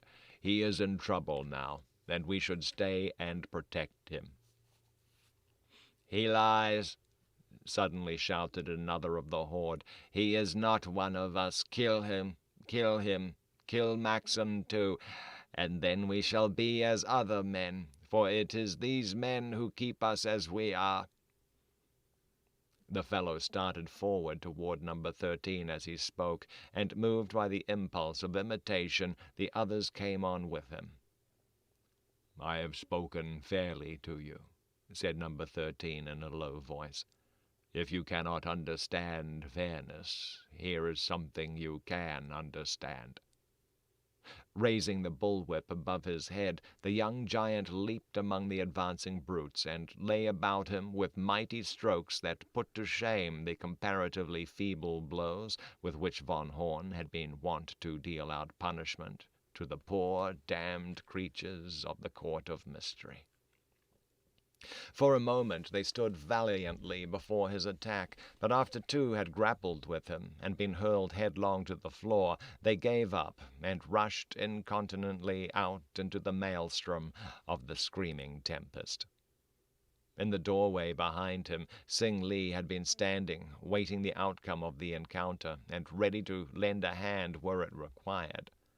As the two men turned back into the professor's room, they saw that the wounded man's eyes were open and upon them. At sight of number 13, a questioning look came into his eyes. What has happened?" he asked feebly of Sing. "Where is my daughter? Where's Dr. Von Horn? What is this creature doing out of his pen?" The blow of the parang upon the professor's skull had shocked his overwrought mind back into the path of sanity. It had left him with a clear remembrance of the past, other than the recent fight in the living room. That was a blank. And it had given him a clearer perspective of the plans he had been entertaining for so long relative to this soulless creature. The first thought that sprang to his mind as he saw number 13 before him was of his mad intention to give his daughter to such a monstrous thing. With the recollection came a sudden loathing and hatred of this and the other creatures of his unholy experimentations. Presently he realized that his questions had not been answered. "Sing," he shouted. "Answer me. Where are Virginia and Dr. Von Horn?" "All gone. I don't know. All gone. Maybe all dead." "My God," groaned the stricken man, and then his eyes again falling upon the silent giant in the doorway. "Out of my sight," he shrieked. "Out of my sight. Never let me see you again. And to think I would have given my only daughter to a soulless thing like you. Away, before I go mad and slay you." Slowly the color mounted to the neck and face of the giant. Then suddenly it receded, leaving him as ashen as death. His great hand gripped the stock of the bullwhip. A single blow was all that would have been needed to silence Professor Maxon forever. There was murder in the wounded heart. The man took a step forward into the room, and then something drew his eyes to a spot upon the wall just above Professor Maxon's shoulder. It was a photograph of Virginia Maxon. Without a word, number 13 turned upon his heel and passed out into the storm. All right, okay. That was, boy, just throwing in everything there, just about. Everything, and the kitchen sink, too. You had headhunters, a mutiny crew, everyone trying to grab the girl, monsters on the loose, big thunderstorms. Yeah, sure, why not? Why not? Put it all in there. Put it all in there. Good times. Okay. Oh, let's just do a quick little page count of this one here, where we at. This is 1, 2, 3, 4, 5, 6, 7, 8, 9, 10, 11, 12, 13, 14, 15, 16, 17, 18, 19, 20, 1, 2, 3, 4, 5, 6. Okay, no, we're not going to have time to get through a whole chapter. That's okay. We can pull up another short story to read. Wind the day down, and we'll continue with this tomorrow, 10 a.m. Pacific, 1 p.m. Eastern. That's right, Monday through Thursday. Let's see. So that was pretty good. That was pretty good. Let's pull up something from A Dreamer's Tales again. That's got some good stuff in it.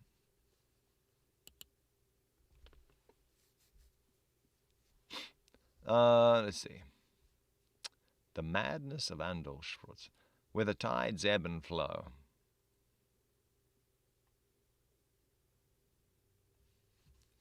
The Day of the Pole.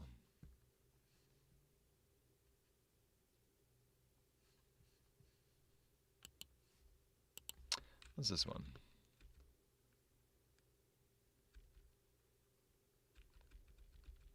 There we go. Sure, why not? Let's do a little election story. All right. A little short story by Lord Dunsany, The Day of the Pole. Man, just when you thought the election's all over. It's the election that keeps on giving, that's for sure. All right. There you go. It's kind of topical. Topical.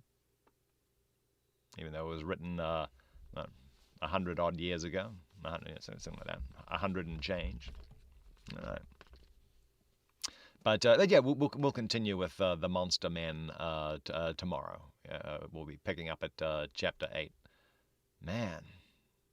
Before I'm going to get a little sip of water before we go any further. That was a lot of reading, a lot of action. Very fast-paced book, this one.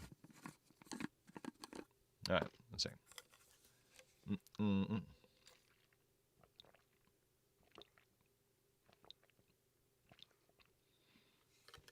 There we go. That's more like it. Got 4 likes. I like that. I like it. Okay, let's do it. The Day of the Pall. This is by Lord Dunsany.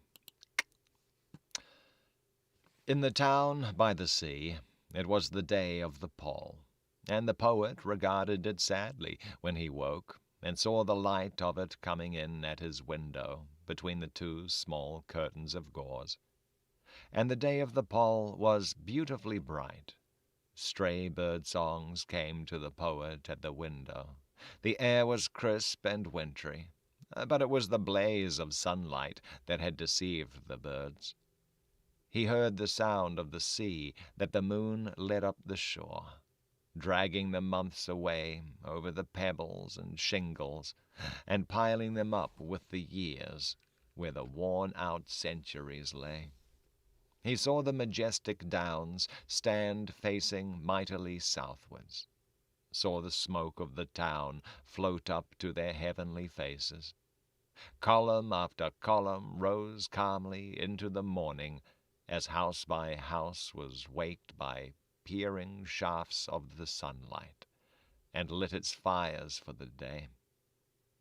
Column by column went up toward the serene downs' faces, and failed before they came there, and hung all white over houses, and everyone in the town was raving mad. It was a strange thing that the poet did, for he hired the largest car in town, and covered it with all the flags he could find, and set out to save an intelligence. And he presently found a man whose face was hot, who shouted that the time was not far distant when a candidate, whom he named, would be returned at the head of the poll by a thumping majority. And by him the poet stopped, and offered him a seat in the car that was covered with flags.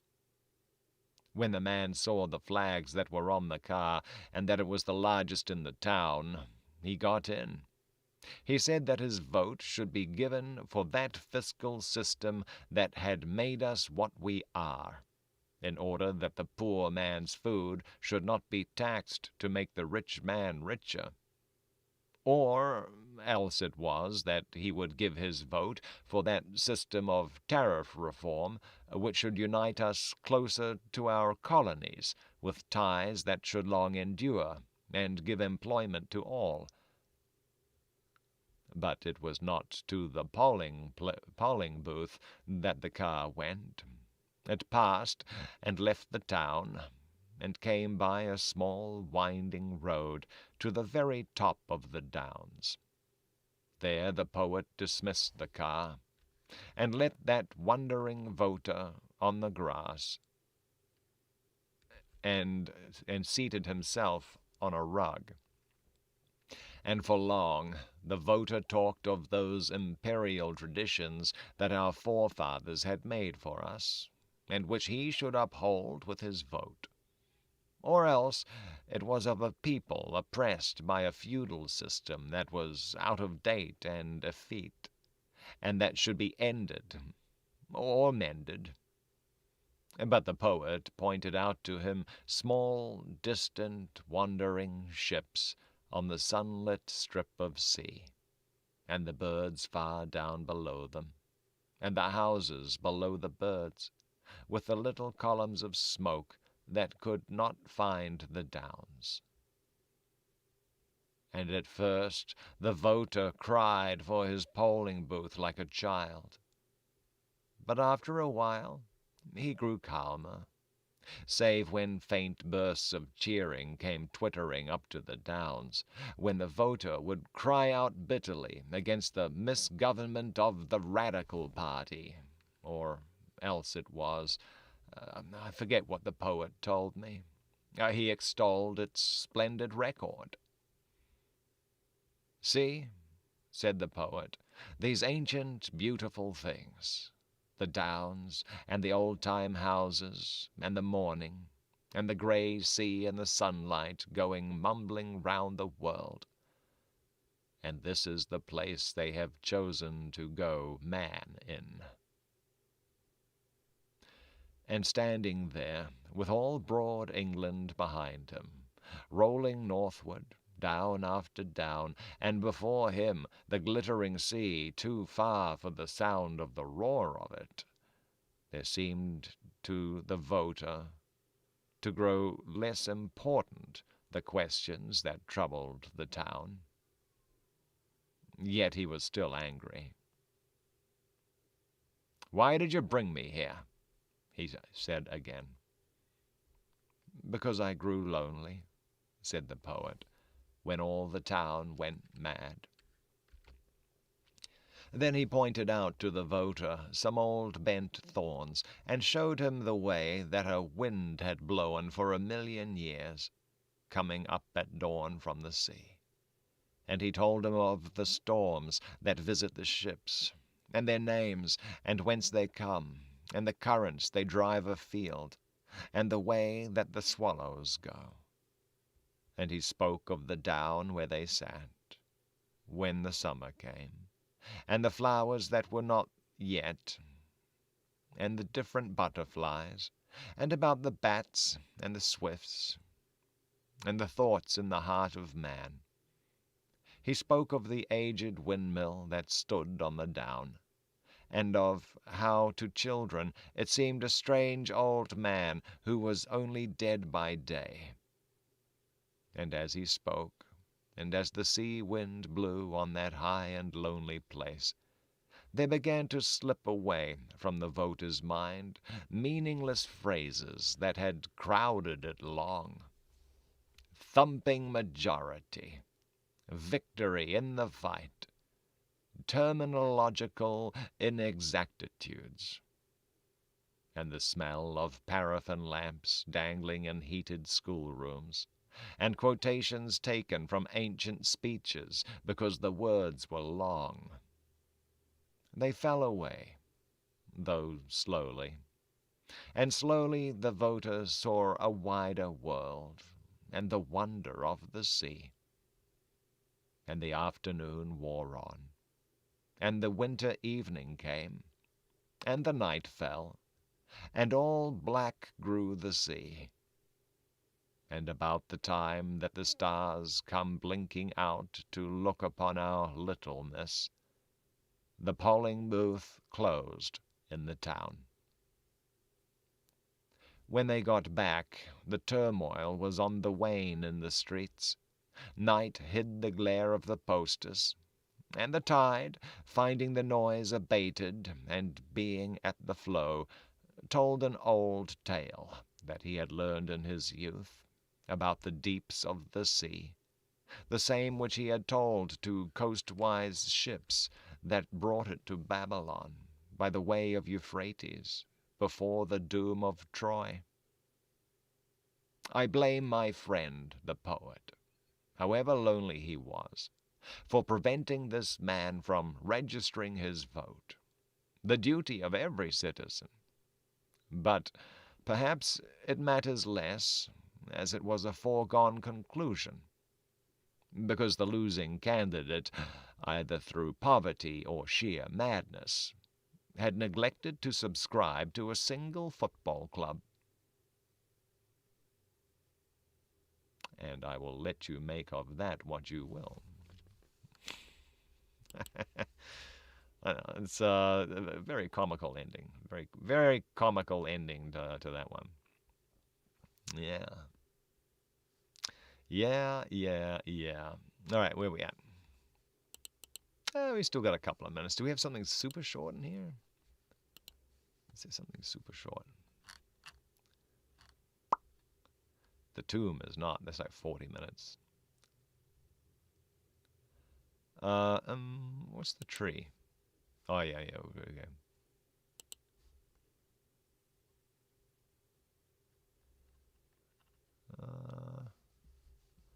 From Beyond. What was that? Yeah, I don't think this is like, I don't know. We'll go a little over, sure. 1, 2, 3, 4, 5, 6, 7, 8, 9, 10, 11, 12, 13, 14, 15, 16, 17, 18, 19, 20, 1, 2, 3, 23. Yeah, we can do that.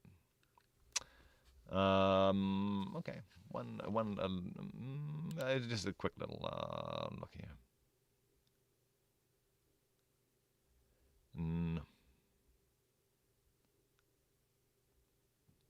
Where is this multiple part, the lurking fear, multiple part, the rats in the walls.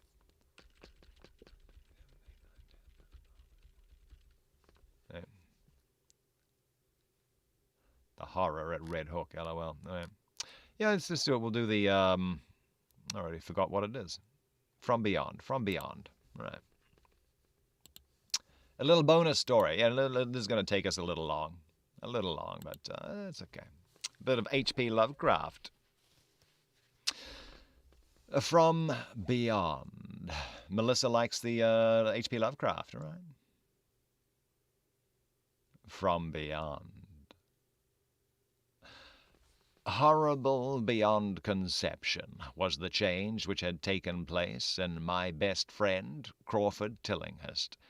I had not seen him since that day, 2 months and a half before, when he had told me toward what goal his physical and metaphysical researches were leading, when he had answered my awed and almost frightened remonstrances by driving me from his laboratory and his house in a burst of fanatical rage.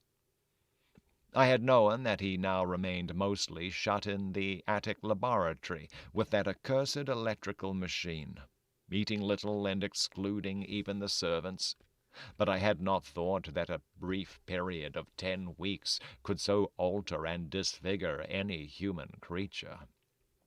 It is not pleasant to see a stout man suddenly grown thin, and it is even worse when the baggy skin becomes yellowed or grayed, the eyes sunken, circled, and uncannily glowing, the forehead veined and corrugated, and the hands tremulous and twitching.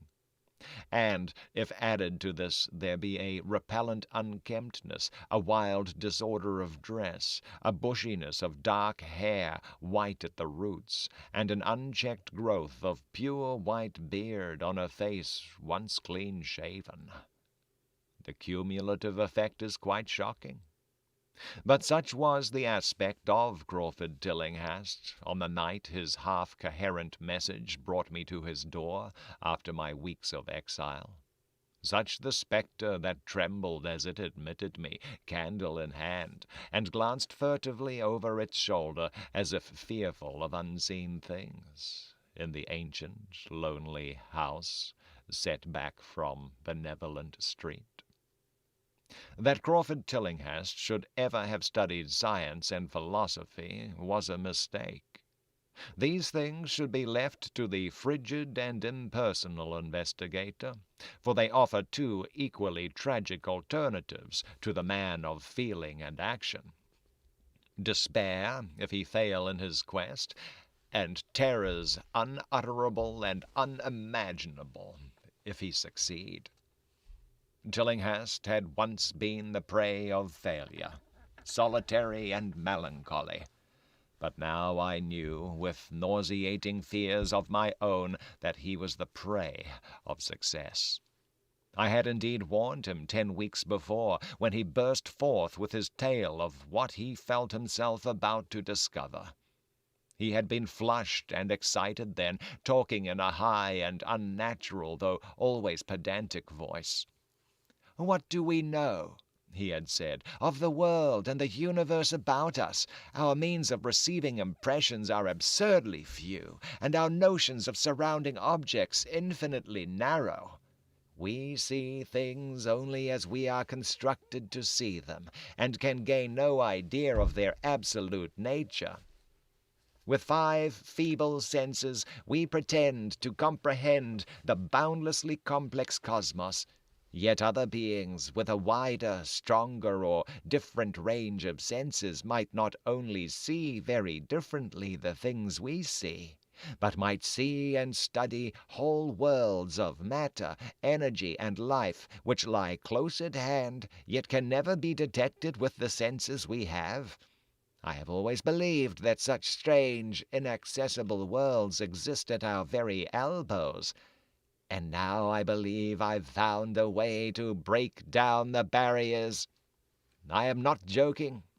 Within 24 hours, that machine near the table will generate waves acting on unrecognized sense organs that exist in us as atrophied or rudimentary vestiges. Those waves will open up to us many vistas unknown to man, and several unknown to anything we consider organic life. We shall see that at which dogs howl in the dark, and that at which cats prick up their ears after midnight. We shall see these things, and other things which no breathing creature has yet seen.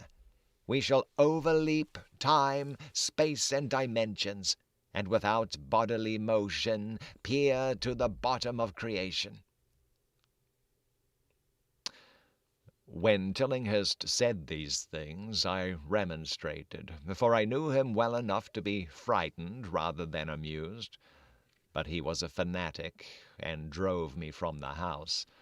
Now he was no less a fanatic, but his desire to speak had conquered his resentment, and he had written me imperatively in a hand I could scarcely recognize. As I entered the abode of the friend so suddenly metamorphosed to a shivering gargoyle, I became infected with the terror which seemed stalking in all the shadows. The words and beliefs expressed 10 weeks before seemed bodied forth in the darkness beyond the small circle of candlelight, and I sickened at the hollow, altered voice of my host. I wished the servants were about, and did not like it when he said they had all left 3 days previously. It seemed strange that old Gregory, at least, should desert his master without telling as tried a friend as I. It was he who had given me all the information I had of Tillinghast after I was repulsed in rage. Yet I soon subordinated all my fears to my growing curiosity and fascination. Just what Crawford Tillinghast now wished of me I could only guess, but that he had some stupendous secret or discovery to impart, I could not doubt. Before I had protested at his unnatural pryings into the unthinkable, now that he had evidently succeeded to some degree, I almost shared his spirit, terrible though the cost of victory appeared. Up through the dark emptiness of the house I followed the bobbing candle in the hand of this shaking parody of man. The electricity seemed to be turned off, and when I asked my guide, he said it was for a definite reason. "It would be too much. I would not dare," he continued to mutter. I especially noted his new habit of muttering, for it was not like him to talk to himself. We entered the laboratory in the attic, and I observed that detestable electrical machine, glowing with a sickly, sinister, violet luminosity.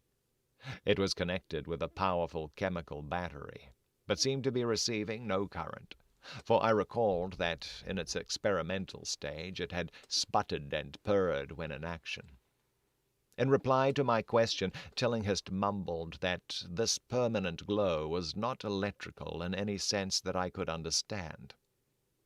He now seated me near the machine, so that it was on my right, and turned a switch somewhere below the crowning cluster of glass bulbs. The usual sputtering began, turned to a whine, and terminated in a drone so soft as to suggest a return to silence. Meanwhile, the luminosity increased, waned again, then assumed a pale outre color, or blend of colors which I could neither place nor describe. Tillinghast had been watching me and noted my puzzled expression.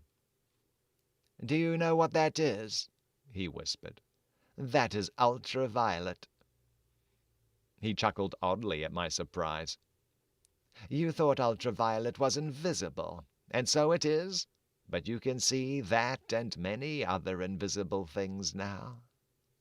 Listen to me. The waves from that thing are waking 1,000 sleeping senses in us, senses which we inherit from eons of evolution, from the state of detached electrons to the state of organic humanity. I have seen truth, and I intend to show it to you. Do you wonder how it will seem? I will tell you." Here Tillinghast seated himself directly opposite me, blowing out his candle and staring hideously into my eyes. "Your existing sense organs, ears first, I think, will pick up many of the impressions, for they are closely connected with the dormant organs. Then there will be others. You have heard of the pineal gland. I laugh at the shallow endocrinologist, fellow dupe and fellow parvenu of the Freudian. That gland is the great sense organ of organs. I have found out. It is like sight in the end, and transmits visual pictures to the brain. If you are normal, that is the way you ought to get most of it. I mean, get most of the evidence from beyond." I looked about the immense attic room with the sloping south wall, dimly lit by rays which the everyday eye cannot see. The far corners were all shadows, and the whole place took on a hazy unreality which obscured its nature and invited the imagination to symbolism and phantasm. During the interval that Tillinghast was silent, I fancied myself in some vast and incredible temple of long-dead gods, some vague edifice of innumerable black stone columns, reaching up from a floor of damp slabs to a cloudy height beyond the range of my vision. The picture was very vivid for a while, but gradually gave way to a more horrible conception, that of utter, absolute solitude in infinite, sightless, soundless space. There seemed to be a void, and nothing more, and I felt a childish fear which prompted me to draw from my hip pocket the revolver I always carried after dark, since the night I was held up in East Providence. Then, from the farthermost regions of remoteness, the sound softly glided into existence. It was infinitely faint, subtly vibrant, and unmistakably musical, but held a quality of surpassing wildness which made its impact feel like a delicate torture of my whole body. I felt sensations like those one feels when accidentally scratching ground glass. Simultaneously, there developed something like a cold draught, which apparently swept past me from the direction of the distant sound. As I waited breathlessly, I perceived that both sound and wind were increasing, the effect being to give me an odd notion of myself as tied to a pair of rails in the path of a gigantic approaching locomotive. I began to speak to Tillinghast, and as I did so, all the unusual impressions abruptly vanished. I saw only the man, the glowing machine, and the dim apartment. Tillinghast was grinning repulsively at the revolver which I had almost unconsciously drawn, but from his expression I was sure he had seen and heard as much as I, if not a great deal more. I whispered what I had experienced, and he bade me to remain as quiet and receptive as possible. "Don't move," he cautioned, "for in these rays we are able to be seen as well as to see. I told you the servants left, but I didn't tell you how. It was that thick-witted housekeeper. She turned on the lights downstairs after I warned her not to, and the wires picked up sympathetic vibrations. It must have been frightful, I could hear the screams up here in spite of all I was seeing and hearing from another direction, and later it was rather awful to find those empty heaps of clothes around the house. Mrs. Updike's clothes were close to the front hall switch. That's how I know she did it. It got them all, but so long as we don't move, we're fairly safe. Remember, we're dealing with a hideous world in which we are practically helpless. Keep still." The combined shock of the revelation and of the abrupt command gave me a kind of paralysis, and in my terror my mind again opened to the impressions coming from what Tillinghast called beyond. I was now in a vortex of sound and motion, with confused pictures before my eyes. I saw the blurred outlines of the room, but from some point in space there seemed to be pouring a seething column of unrecognizable shapes or clouds, penetrating the solid roof at a point ahead and to the right of me. Then I glimpsed the temple-like effect again, but this time the pillars reached up into an aerial ocean of light, which sent down one blinding beam along the path of the cloudy column I had seen before. After that, the scene was almost wholly kaleidoscopic, and in the jumble of sights, sounds, and unidentified sense impressions, I felt that I was about to dissolve or in some way lose the solid form. One definite flash I shall always remember. I seemed for an instant to behold a patch of strange night sky filled with shining, revolving spheres, and as it receded I saw that the glowing suns formed a constellation or galaxy of settled shape, this shape being the distorted face of Crawford Tillinghast.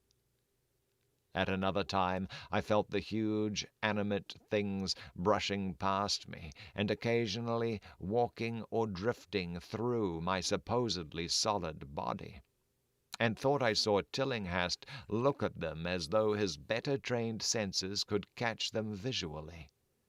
I recalled what he had said of the pineal gland, and wondered what he saw with this preternatural eye. Suddenly I became myself possessed of a kind of augmented sight. Over and above the luminous and shadowy chaos arose a picture which, though vague, held the elements of consistency and permanence. It was indeed somewhat familiar, for the unusual part was superimposed upon the terrestrial scene, much as a cinema view may be thrown. Oh boy, I got lag meters going on. Let's see. Okay. Blip, blip, blip. I will back up a little. Suddenly I myself became possessed of a kind of augmented sight. Over and above the luminous and shadowy chaos arose a picture which, though vague, held the elements of consistency and permanence. It was indeed somewhat familiar, for the unusual part was superimposed upon the usual terrestrial scene, much as a cinema view may be thrown upon the painted curtain of a theatre. I saw the attic laboratory, the electrical machine, and the unsightly form of Tillinghast opposite me. But of all the space unoccupied by familiar material objects, not one particle was vacant. Indescribable shapes, both alive and otherwise, were mixed in disgusting disarray, and close to every known thing were whole worlds of alien, unknown entities. It likewise seemed that all the known things entered into the composition of other unknown things, and vice versa. Foremost among the living objects were great, inky, jellyish monstrosities, which flabbily quivered in harmony with the vibrations from the machine. They were present in loathsome profusion, and I saw to my horror that they overlapped, that they were semi-fluid and capable of passing through one another, and through what we know as solids. These things were never still, but seemed ever floating about with some malignant purpose. Sometimes they appeared to devour one another, the attacker launching itself at its victim and instantaneously obliterating the latter from sight. Shudderingly, I felt that I knew what had obliterated the unfortunate servants, and could not exclude the things from my mind as I strove to observe other properties of the newly visible world that lies unseen around us. But Tillinghast had been watching me, and was speaking. "You see them. You see them. You see the things that float and flop about you and through you every moment of your life. You see the creatures that form what men call the pure air and the blue sky. Have I not succeeded in breaking down the barrier? Have I not shown you worlds that no other living men have seen?" I heard him scream through the horrible chaos, and looked at the wild face thrust so offensively close to mine. His eyes were pits of flame, and they glared at me with what I now saw was overwhelming hatred. The machine droned detestably. "You think those floundering things wiped out the servants? Fool, they are harmless. But the servants are gone, aren't they? You tried to stop me. You discouraged me when I needed every drop of encouragement I could get. You were afraid of the cosmic truth, you damned coward. But now I've got you.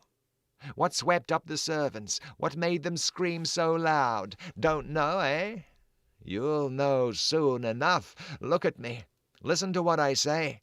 Do you suppose there are really any such things as time and magnitude? Do you fancy there are such things as form or matter? I tell you, I have struck depths that your little brain can't picture. I've seen beyond the bounds of infinity, and drawn down demons from the stars. I have harnessed the shadows that stride from world to world to sow death and madness. Space belongs to me, do you hear? The things are hunting me now, the things that devour and dissolve, but I know how to elude them. It is you they will get, as they got the servants. Stirring, dear sir? I told you it was dangerous to move. I have saved you so far by telling you to keep still, saved you to see more sights and to listen to me. If you had moved, they would have been at you long ago. Don't worry, they won't hurt you. They didn't hurt the servants. It was seeing that made the poor devils scream so. My pets are not pretty, for they come out of places where aesthetic standards are very different. Disintegration is quite painless, I assure you. But I want you to see them.